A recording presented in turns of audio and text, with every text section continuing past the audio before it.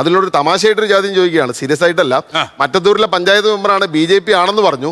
BJP ആയിട്ട് ജയിച്ച ആളാണോ അതോ കോൺഗ്രസിൽ നിന്ന് BJP ആയ ആളാണോ? മറ്റത്തൂർ അങ്ങനെ ഒരു ചർച്ച വന്നുകൊണ്ട് ഞാൻ ചോദിച്ചാണ്.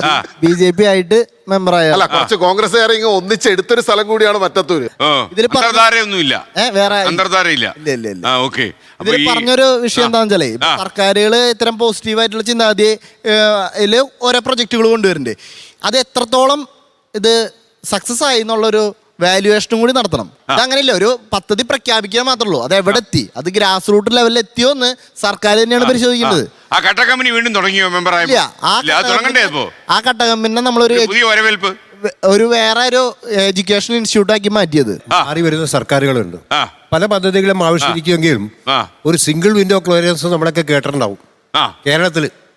അതിന്നും ആ വിൻഡോയിൽ തന്നെ നിൽക്കുക. ആ സിംഗിൾ വിൻഡോ ക്ലിയറൻസ് കിട്ടുന്ന സംസ്ഥാനത്താണ് നമ്മളിവിടെ ഇരിക്കുന്നത്. അവിടെയാണ് ഇങ്ങനത്തെ പ്രശ്നങ്ങൾ ഉന്നയിക്കപ്പെടുന്നത്. ഇദ്ദേഹം പറഞ്ഞ പ്രശ്നവും ആ സിംഗിൾ വിൻഡോ ക്ലിയറൻസിൻ്റെ കോൺസിക്വൻസ് ആണ്. അപ്പോൾ പലതും പദ്ധതിക്കുന്നത്. ഇപ്പോൾ കെ സ്മാർട്ട് എന്ന് പറഞ്ഞൊരു പരിപാടിയുണ്ട്.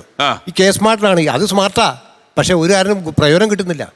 ഇത്ര ദിവസം കൊണ്ട് ക്ലിയറൻസ് ചെയ്യണമെന്ന് പറയുന്നത്, ഏതെങ്കിലും ഒരു ക്ലിയറൻസ് കിട്ടിയതിന് ഒരു വൈറ്റ് പേപ്പർ കൊടുക്കാവോ?